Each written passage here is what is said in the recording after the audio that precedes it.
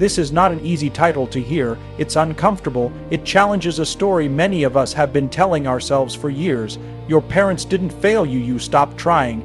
Now pause for a moment before you get defensive. This is not about disrespecting parents. This is not about denying pain.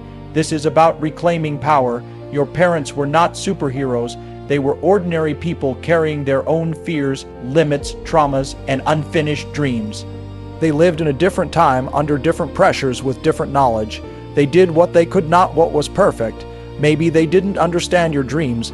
Maybe they didn't encourage you the way you needed. Maybe they pushed you too hard or not enough. All of that can be true, but here's the turning point in every human life. There comes a day when blaming stops helping. As children, we are shaped by our environment. As adults, we are shaped by our choices, and many people never make that transition. They grow older, but they never grow responsible. They keep saying, if my parents were different, I'd be different.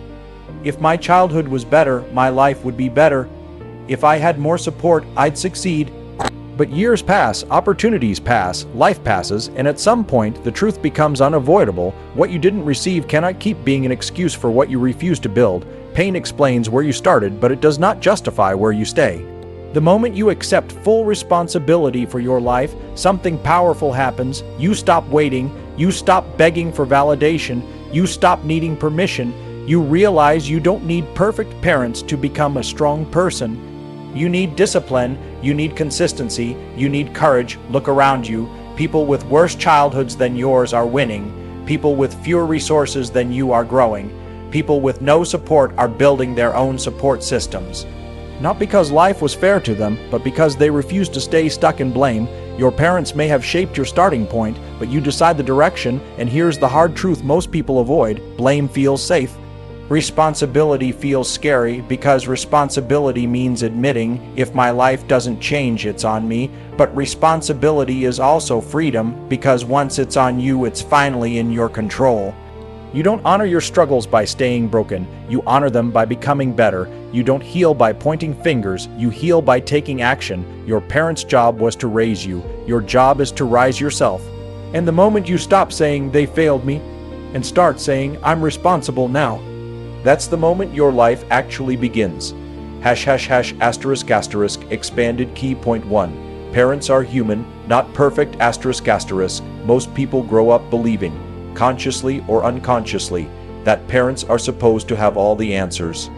As children, we see our parents as authorities, protectors, and decision makers. When something goes wrong in our lives later, it feels natural to trace that failure back to them. But this belief itself is flawed because it assumes something that was never true. ****, that parents are perfect, fully prepared, and emotionally complete human beings ****. The reality is far more complex. Your parents were once children too. They grew up with their own fears, insecurities, limitations, and wounds, many of which were never addressed or healed. They were raised in a different generation, under different social rules, economic pressures, and cultural expectations.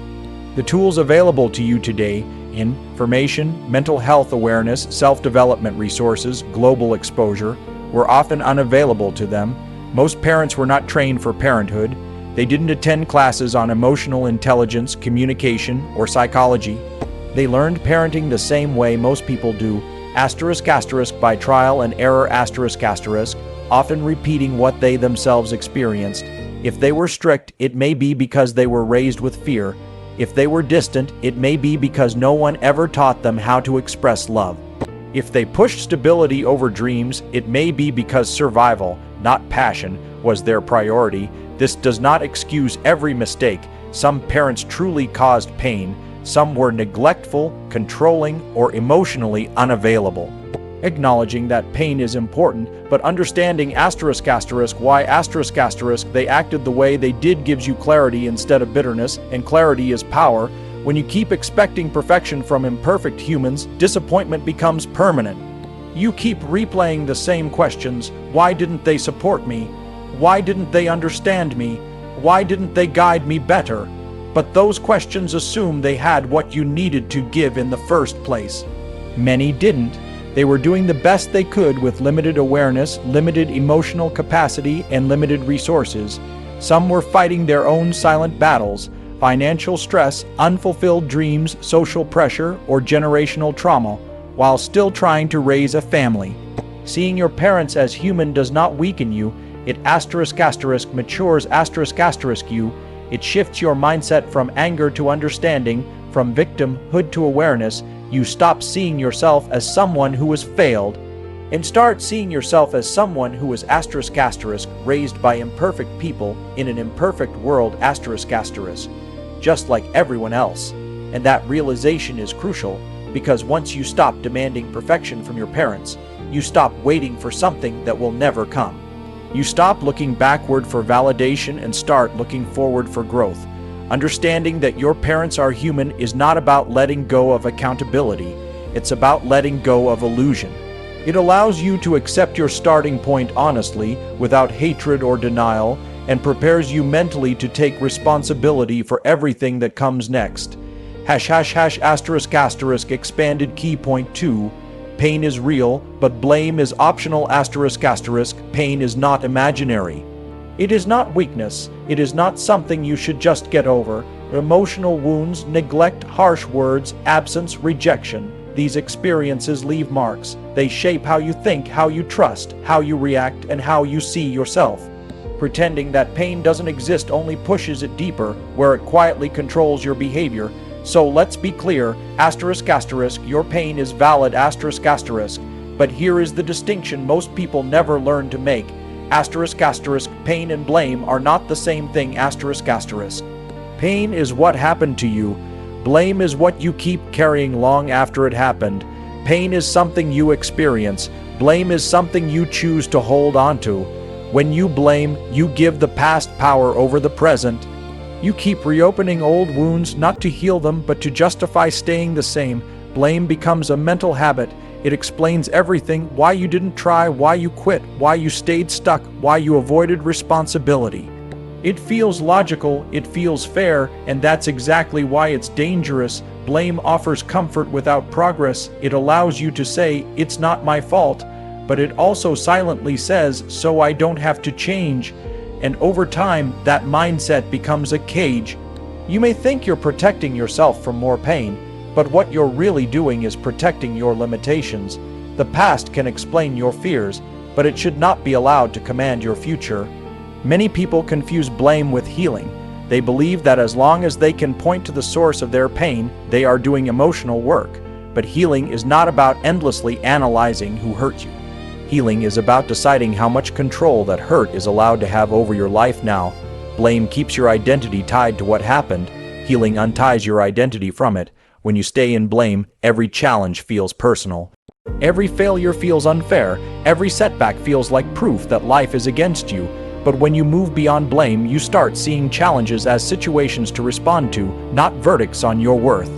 This shift does not erase the pain, it changes your relationship with it. Instead of asking, "Who caused this?" you begin asking, "What will I do with this?" That question changes everything. Because the moment you stop using pain as a reason to stay stuck, pain becomes information instead of a prison. It shows you what needs attention, boundaries, growth, or strength. It stops being an excuse and starts becoming a signal. Blame tells you to look backward. Responsibility teaches you how to move forward. And while you may not be responsible for the pain you received, you are responsible for what you continue to do with it. Expanded key point 3. Adulthood means responsibility. There is a quiet but powerful shift that is supposed to happen as a person grows older, yet many people never fully make it. As children, responsibility belongs to others. Decisions are made for us. Our environment, routines, rules, and limitations are set by parents, teachers, and circumstances we did not choose. At that stage of life, responsibility is not ours, and that is normal. But adulthood changes the rules. Adulthood is not defined by age, income, or independence alone. It is defined by ownership, ownership of choices, reactions, habits, and outcomes. The moment you step into adulthood, whether you realize it or not, life slowly starts handing the steering wheel to you, and with that handover comes discomfort, because control also brings accountability. Many people grow older physically but remain mentally dependent. They expect the same understanding, protection, and accommodation they once received as children, even while demanding the freedom of adults. This internal contradiction creates frustration. They want independence without responsibility, success without discipline, and change without effort. Responsibility, however, does not work that way. To be responsible does not mean you deny what shaped you.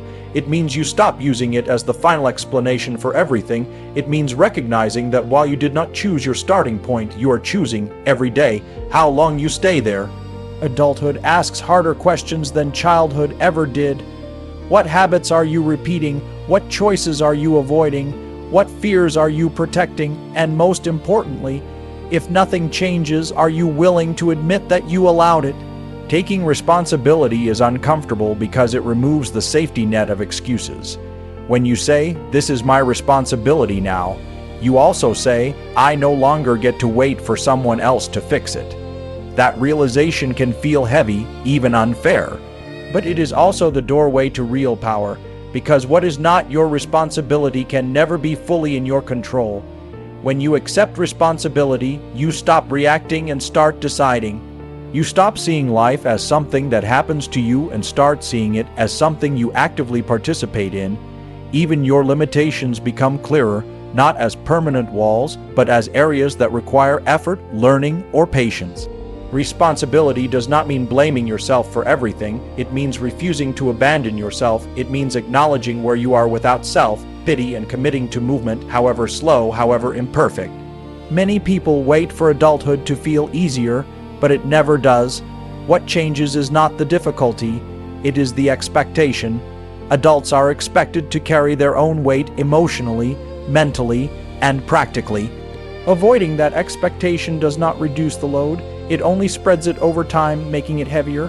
True adulthood begins the moment you stop asking, "Why did this happen to me?" and start asking, "What am I going to do about it now?" #*** expanded key point 4. Blame delays growth. ***. Blame has a strange way of feeling productive while quietly keeping you stuck. On the surface, it looks like self-awareness. You identify what went wrong, who was responsible, and why things didn't turn out the way they should have.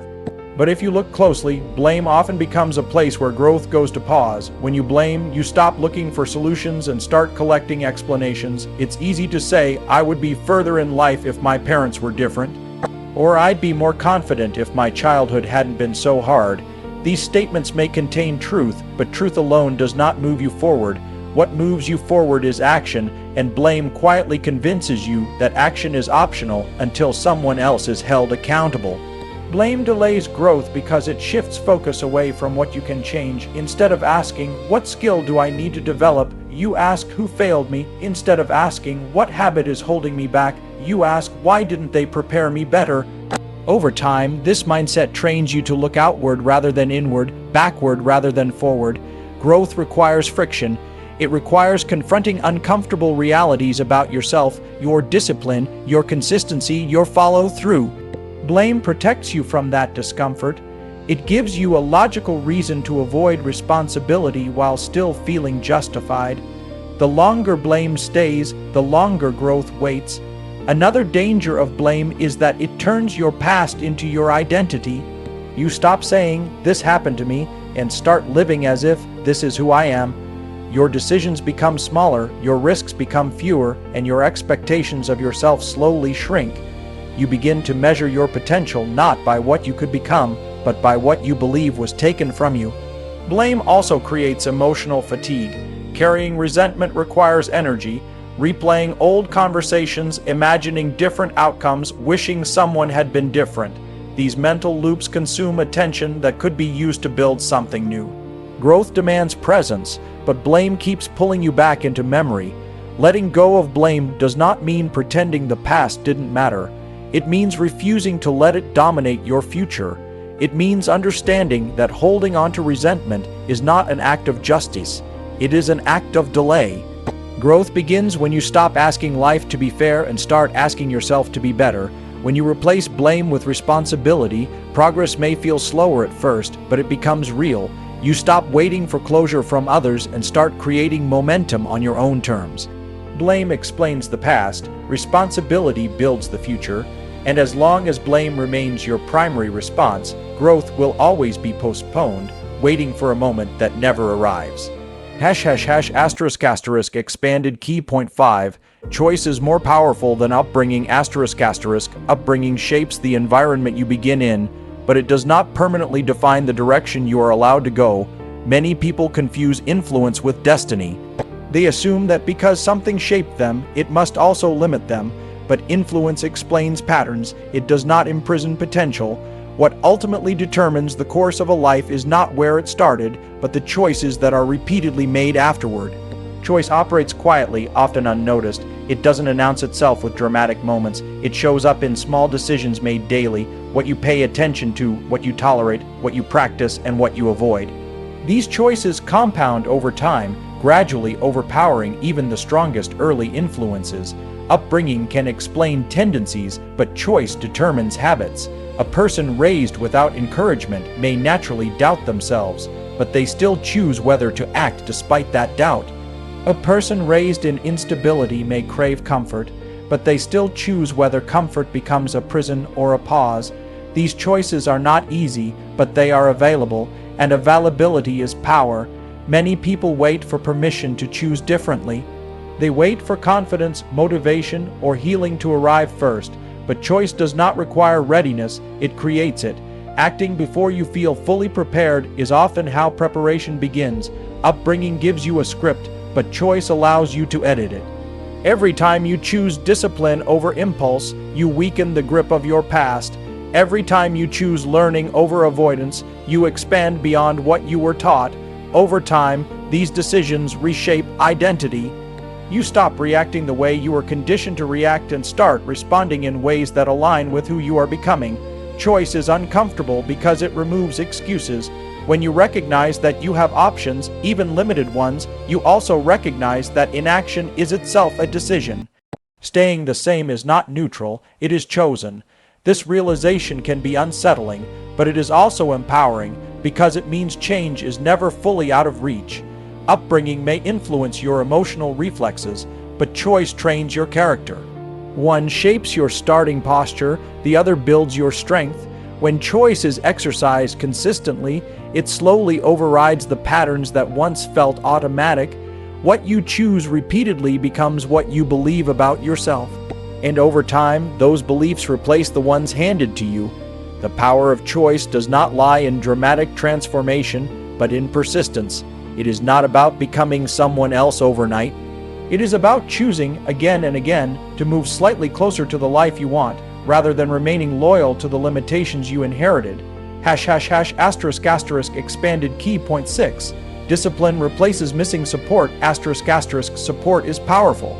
Encouragement, guidance, and belief from others can accelerate growth, especially early in life. When that support is missing, many people internalize the absence as a permanent disadvantage. They assume that because no one pushed them, guided them, or believed in them, they are somehow behind forever. But what is missing externally can be built internally, and discipline is the mechanism that makes that possible. Discipline is not motivation. Motivation depends on mood, energy, and emotion. Discipline operates without permission from feelings. It shows up whether you feel confident or doubtful, supported or alone. That is why discipline becomes especially important when external support is absent. When no one reminds you to keep going, discipline becomes the reminder. When no one believes in you, discipline becomes the belief expressed through action. Missing support often leaves gaps in structure, accountability, and self-trust. Discipline fills those gaps by creating routines that do not depend on encouragement. It turns effort into habit and habit into identity. Over time, what began as forced consistency becomes a source of internal stability. Many people confuse discipline with harshness, but true discipline is not punishment.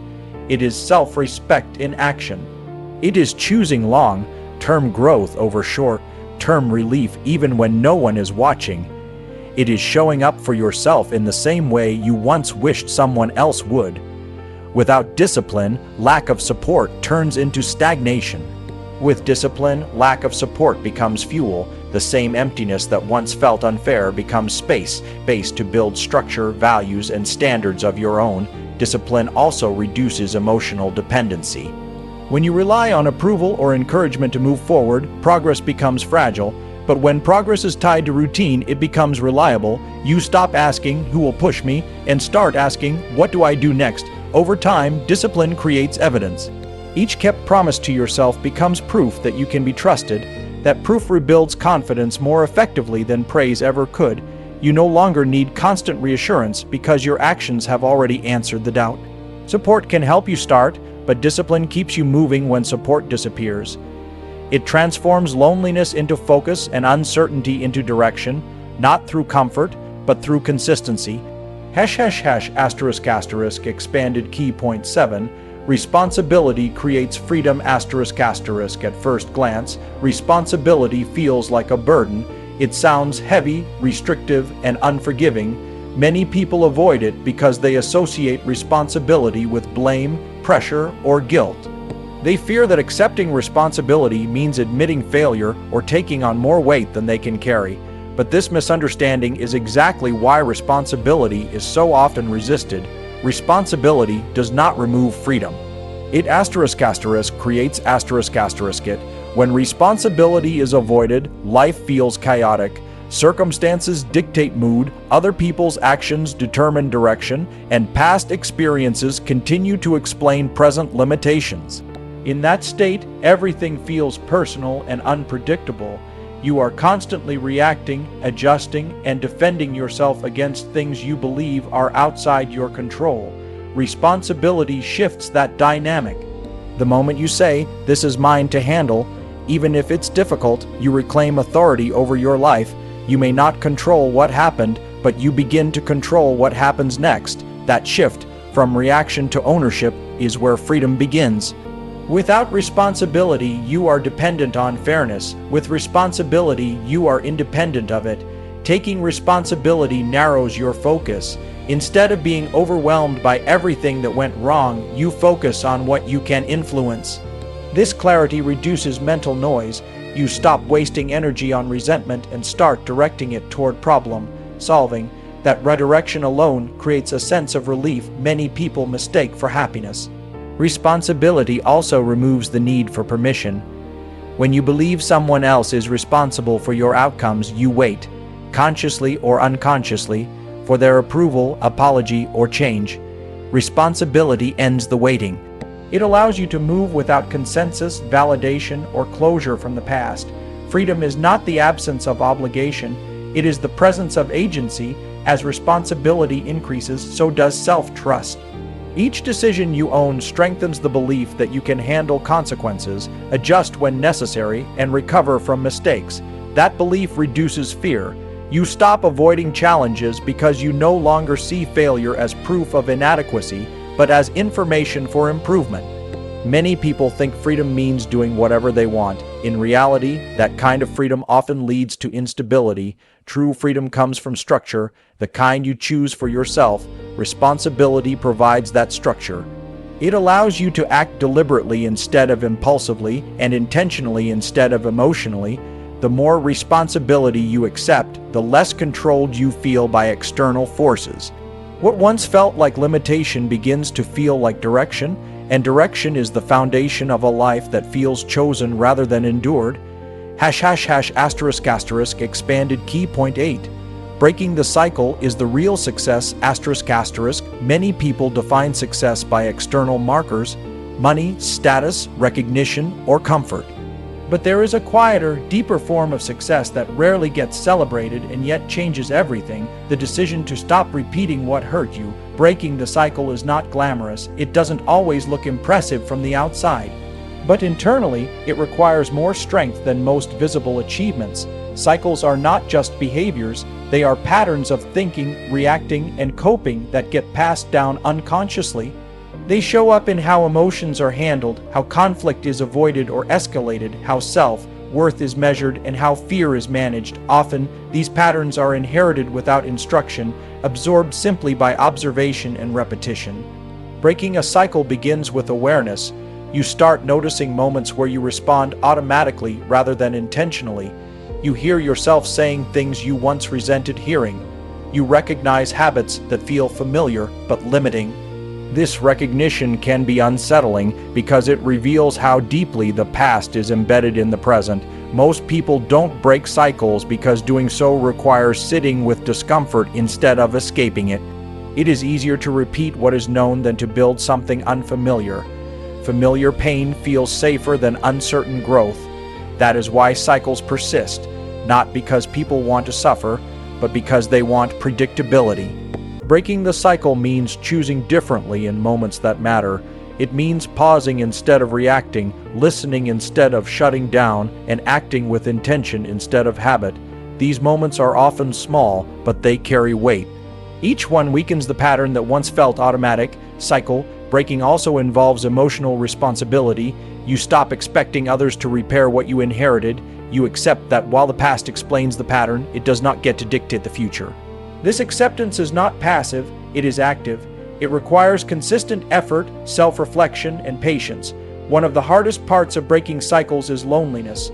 When you change, you often outgrow familiar dynamics. People may not understand your boundaries, your standards, or your decisions. Growth can create distance before it creates alignment. But that distance is not loss, it is transition. Breaking the cycle is an act of respect toward yourself and toward those who come after you.